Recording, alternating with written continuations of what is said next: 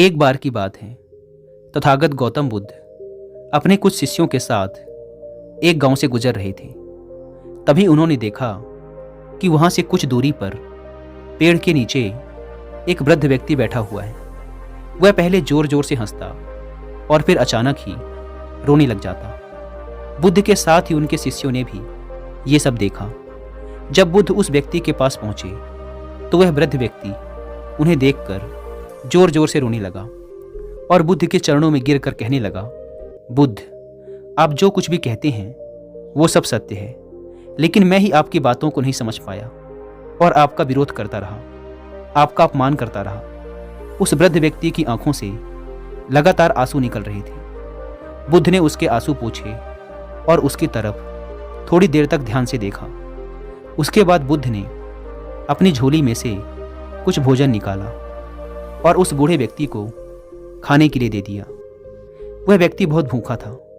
उसने उस भोजन को खाया और पानी पिया, लेकिन भोजन के हर निवाले के साथ वह कभी हंसता और कभी रोता। बुद्ध के शिष्यों को वह बूढ़ा इंसान पागल प्रतीत हो रहा था। शिष्यों ने बुद्ध से पूछा, तथागत, ये वृद्ध व्यक्ति कौन है? क्या इनका दिमागी संतुलन ठीक नहीं है? हमें तो ये इंसान पागल मालूम पड़ता है। बुद्ध ने कहा, नहीं, यह इंसान पागल नहीं है, बल्कि इसे ज्ञान की प्राप्ति हुई है। इसीलिए तुम लोग इसके पास जाओ और इससे ज्ञान प्राप्त करो। शिष्य उस वृद्ध व्यक्ति के पास जाते हैं और उससे पूछते हैं, हमें आपके हंसने और रोने का कारण समझ नहीं आया। क्या आप हमें इसके पीछे का कारण समझा सकते हैं? वृद्ध व्यक्ति ने कहा, आज से कुछ वर्षों पूर्व मैं गौतम बुद्ध से मिला था। मैंने उनके उपदेश सुने, लेकिन मुझे उनके उपदेश एकदम बेकार लगे। मुझे लगता था कि जीवन जीने और जीवन में आगे बढ़ने के लिए बुद्ध के उपदेश किसी काम के नहीं हैं। मुझे लगता था कि बुद्ध लोगों को बहका रहे हैं। इसीलिए मैं बुद्ध के विरोधियों के साथ मिलकर उनके खिलाफ षड्यंत्र रचता, लोगों के सामने बुद्ध की बुराइयां करता और कोशिश करता कि ज़्यादा से ज़्यादा लोग बुद्ध के खिलाफ हो जाएं और उनके झांसे में न आएं। बुद्ध अपने उपदेशों में कहा करते थे कि जरूरत से ज़्यादा धन का संग्रह इंसान को दुख देता है, लेकिन मुझे बुद्ध की ये बात बिल्कुल बेतुकी लगती थी। बुद्ध अपने उपदेशों में ये भी कहते थे कि झूठ मत बोलो, मदिरापान का सेवन मत करो, किसी को ठगो मत। लेकिन मुझे बुद्ध की ये सब बातें बुरी लगती थी, क्योंकि उन दिनों मैं यही तो करता था। अपना व्यवसाय बढ़ाने के लिए लोगों से झूठ बोलना, ज़्यादा फायदे के लिए लोगों को झूठ बोलकर ठगना, रोज रात को मदिरापान करना, यही मेरी दिनचर्या थी। लेकिन मैं उन दिनों ये भी देख पा रहा था कि जो लोग बुद्ध की बातों का अनुसरण करते थे वो ज़्यादा सुखी और शांत जीवन व्यतीत कर पा रहे थे, जबकि उन लोगों के पास ज़्यादा कुछ होता नहीं था। लेकिन मैं इन लोगों को देखकर कुछ सीखने की बजाय उनसे ईर्ष्या महसूस करता था। यही सोचकर आज मैं रो रहा हूँ कि ये बातें मुझे उस समय समझ क्यों नहीं आई। मुझे ये बातें अब समझ आ रही हैं, जबकि मैं बूढ़ा हो चुका हूँ। मेरे पास अब ज़्यादा समय नहीं है और मैं हंस इसलिए रहा हूँ क्योंकि मैं ये देख पा रहा हूँ कि मेरे आसपास के सभी लोग वही गलती कर रहे हैं जो मैंने की थी, और इन्हें भी मेरी तरह ये सब बातें तब समझ आएंगी जब समय इनके हाथ से निकल चुका होगा, और फिर ये भी मेरी तरह पछताएंगे कि काश पहले ही ये बातें समझ लेते। शिष्यों ने कहा, आपको अपने जीवन से जो कुछ भी ज्ञान प्राप्त हुआ है, कृपया आप वो ज्ञान हमारे साथ भी साझा करें, ताकि हम सबके ज्ञान में भी वृद्धि हो सके और हम सब भी जीवन की गहराइयों को समझ सकें। उस बूढ़े व्यक्ति ने अपने हाथ जोड़कर कहा, महात्मा बुद्ध के शिष्य हैं आप लोग। बुद्ध से ज़्यादा जीवन की गहराइयों को किसी ने नहीं समझा। मैं तुम्हें वो नहीं बता सकता जो बुद्ध तुम्हें बता सकते हैं, लेकिन फिर भी जितना मैंने जीवन को समझा है उतना मैं आप सबको अवश्य बताऊंगा। अपने जीवन के इस अंतिम पड़ाव में आकर मैंने जाना कि इस दुनिया का हर इंसान एक प्रतिस्पर्धा में शामिल है। सब एक दूसरे से प्रतिस्पर्धा कर रहे हैं, सब भाग रहे हैं और एक दूसरे से आगे निकलना चाहते हैं, खुद को दूसरों से श्रेष्ठ साबित करना चाहते हैं। और ये आगे निकलने की दौड़ बचपन से ही शुरू हो जाती है। जब मैं छोटा था तो अपने मित्रों से आगे निकलना चाहता था। मैं चाहता था कि मेरे पास मेरे मित्रों से अच्छे खिलौने हों, ज़्यादा सुंदर कपड़े हों, मैं उनसे ज़्यादा समझदार और होशियार दिखने की कोशिश में लगा रहता था। मेरी माँ बहुत ज़्यादा सख्त थी। वो मुझे मेरी मर्जी के खिलौने और मिठाइयाँ लेने से रोकती थी। इसीलिए मेरे मन में कभी कभी ख्याल आता कि अगर ये मर जाएं तो मैं स्वतंत्र हो जाऊंगा और अपनी मर्जी से मिठाइयाँ और खिलौने ले पाऊंगा। लेकिन ऐसा नहीं हुआ। तो मैंने सोचा कि मैं जल्दी से बड़ा हो जाऊं ताकि मैं बाकी बड़े बच्चों की तरह अपने फैसले खुद ले सकूं और फिर मैं अपनी मर्जी से मिठाइयाँ और खिलौने भी ले पाऊंगा। और ऐसे ही मेरा बचपन गुजर गया और मैं जवान हो गया। लेकिन तब तक खिलौने और मिठाइयों जैसी चीज़ें मुझे व्यर्थ लगने लगी थी। लेकिन अब नए तरीके की प्रतिस्पर्धा शुरू हो चुकी थी। मैं अपने मित्रों और रिश्तेदारों से ज़्यादा धन कमाना चाहता था ताकि मैं उन्हें दिखा सकूं कि मैं उन सब से ज़्यादा काबिल हूँ। मैं उन सब से अच्छा घर बनाना चाहता था, सबसे अच्छे कपड़े पहनना चाहता था ताकि सभी लोग मेरा सम्मान करें और मुझे इज्जत दें। इसके लिए मैंने लोगों से झूठ बोला, लोगों के खिलाफ षड्यंत्र रचे, उन्हें ठगा। लेकिन उस समय मुझे यह सब सही लगता था।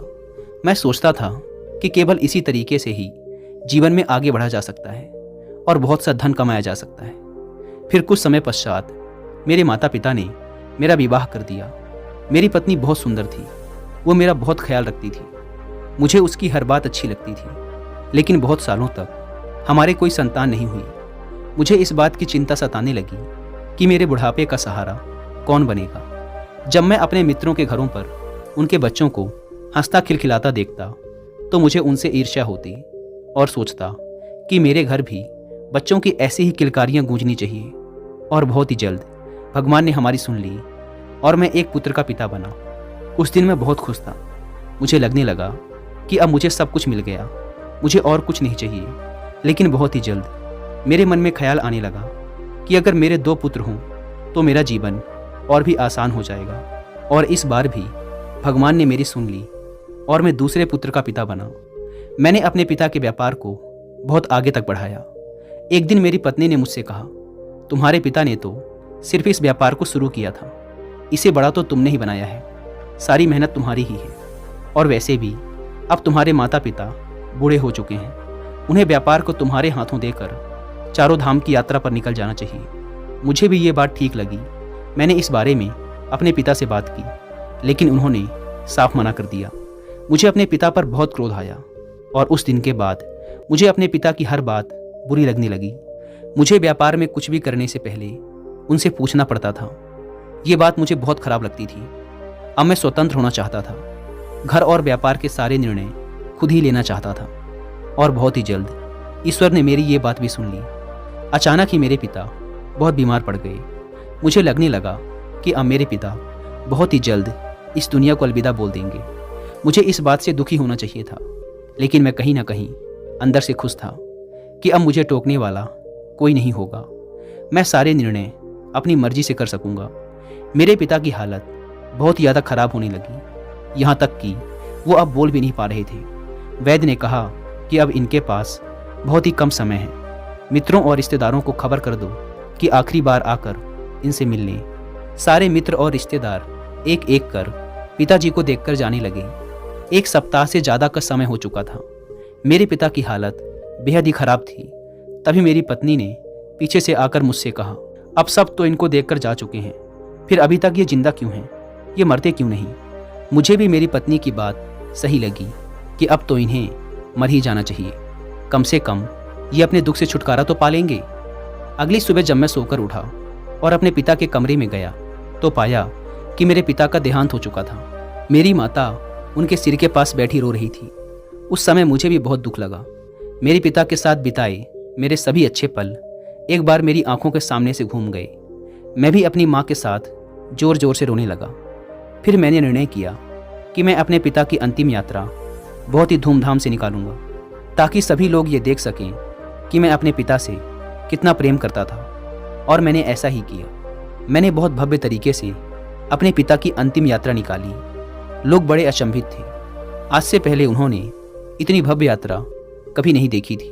वे मेरी तारीफें कर रहे थे और मैं ये सब देखकर अंदर ही अंदर बहुत गर्व महसूस कर रहा था कि लोगों की नज़रों में मेरा सम्मान और बढ़ गया है। फिर उसके बाद पूरे व्यापार पर मेरा पूर्ण नियंत्रण हो गया। मैं अपनी मर्जी से हर निर्णय लेने लगा। मैंने अपने व्यापार को खूब आगे बढ़ाया उसके लिए मैंने जो कुछ भी हो सकता था सब कुछ किया। धन के प्रति मेरी हवस और बढ़ती जा रही थी। कुछ ही सालों में मैं अपने नगर का सबसे अमीर व्यापारी बन गया। अब तक मेरे दोनों बेटे भी जवान हो चुके थे। मैंने अपने दोनों बेटों की शादियाँ दूसरे नगरों के अमीर व्यापारियों से की ताकि वो मेरे व्यापार में मेरी सहायता कर सकें और मेरा व्यापार और बढ़ सके। फिर एक दिन मेरी माँ की तबीयत खराब होती है और वो भी इस दुनिया से चल बसती हैं। अब मैं भी धीरे धीरे बुढ़ापे की तरफ बढ़ रहा था। मेरे बच्चे व्यापार में मेरा हाथ बटाने लगे। फिर अचानक कुछ सालों बाद मेरी पत्नी का देहांत हो गया। उस दिन मुझे किसी के जाने का दुख हुआ। मैं एकदम अकेला सा महसूस करने लगा और उदास रहने लगा। फिर किसी ने मुझे बुद्ध के बारे में बताया। मैं बुद्ध के पास गया और उनके प्रवचन सुने, लेकिन उनके उपदेश मेरी सोच के एकदम खिलाफ थे। मैं उनकी बातों से बिल्कुल भी सहमत नहीं था। मेरी तरह और भी वहाँ बहुत से लोग थे जो बुद्ध की बातों से सहमत नहीं थे। इसीलिए हम लोगों ने मिलकर बुद्ध के खिलाफ बोलना शुरू कर दिया। फिर ऐसे ही कुछ साल और गुजर गए।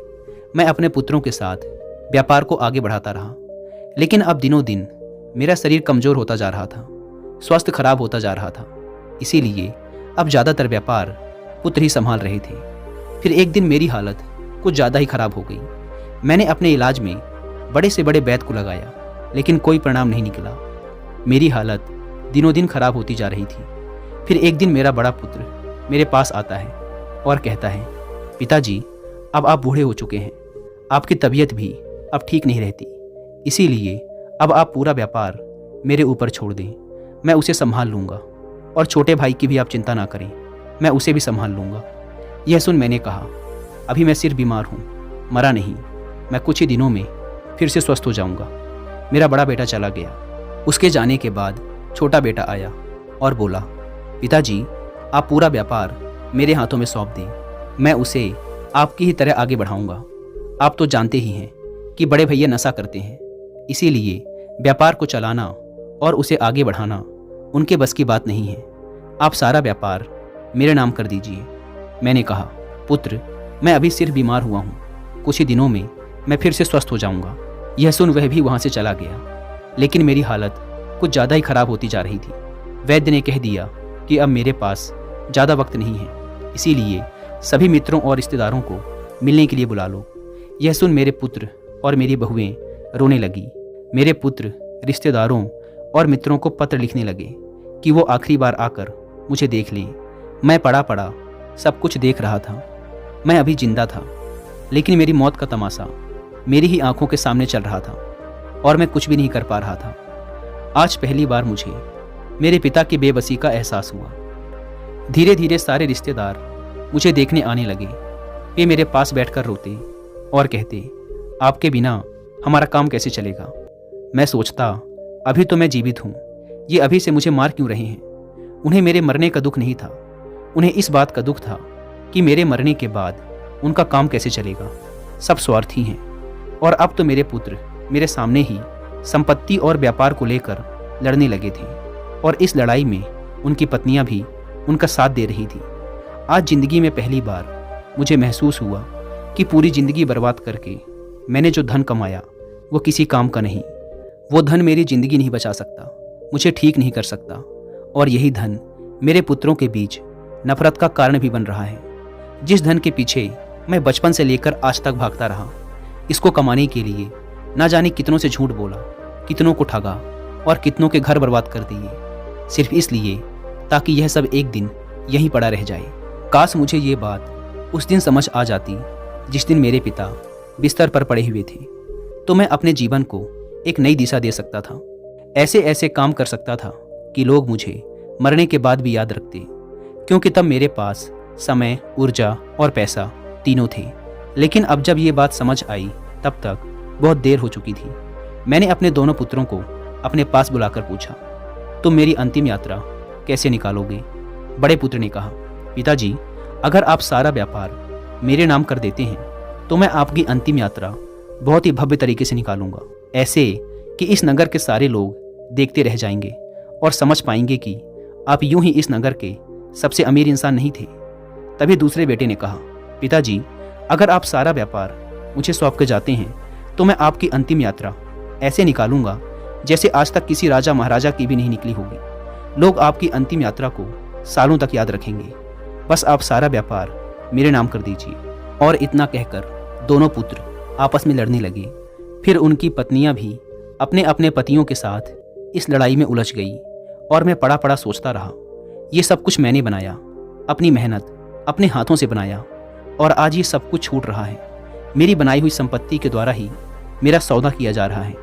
मैं अब तक इस घमंड में रहता था कि मैंने सबसे सफल जीवन जिया है, लेकिन उस दिन महसूस हुआ कि अभी तो जीना शुरू भी नहीं किया था और अंतिम समय आ गया। सारा जीवन बस यूं ही भागा दौड़ी में गंवा दिया। मैंने कितने लोगों को मरते देखा, अपने पिता को, अपनी माँ को, अपनी बीबी को, अपने मित्रों को। सबकी यात्रा उस शमशान में जाकर खत्म हो जाती है।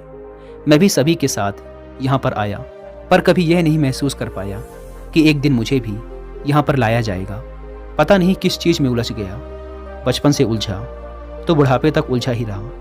अब जाकर कुछ समझ आया तो अब समय ही नहीं। सब कुछ हाथ से रेत की तरह फिसल गया, बस पश्चाताप रह गया। इतना कहकर वह वृद्ध व्यक्ति चुप हो गया और बुद्ध के पास आकर बोला, मैंने अपना पूरा जीवन नष्ट कर दिया। क्या इन बचे हुए दिनों के लिए मुझे आपसे कुछ मिल सकता है? बुद्ध ने कहा, अपने जीवन का एक बहुत बड़ा हिस्सा भले ही तुमने अज्ञानता में गुजार दिया हो, लेकिन ज्ञान का एक क्षण भी बहुत बड़ा होता है। तुम्हारे पास अब जो समय है वो ज्ञान से पूर्ण है। इसीलिए अब बचे हुए क्षणों में तुम्हें जो कुछ भी मिले, सांसें या मृत्यु, उसे सहर्ष स्वीकार करो। बचे हुए जीवन को पूर्णता के साथ देखो। जो बीत गया उसके लिए पश्चाताप मत करो। पूरी तरह से वर्तमान के हर पल को जियो। वर्तमान में केंद्रित हो जाओ और जो तुम्हें मिल रहा है उसे स्वीकार करो। जितना रहस्य जीवन में है उससे कहीं ज़्यादा रहस्य मृत्यु में है। जितनी खुशी जीवन नहीं दे सकता उससे ज़्यादा खुशी मृत्यु दे सकती है। बस तुम पूरे होश पूर्वक इसे देखना। बचे हुए जीवन के एक एक क्षण को देखना। बीते हुए कल का पश्चाताप मत करना। भविष्य की चिंता मत करना। केवल इस पल के साथ, इस क्षण के साथ एक हो जाना। फिर जो जागृति, जो ज्ञान तुम्हारे अंदर आएगा अंतिम क्षणों में, वही तुम्हारी सहायता करेगा।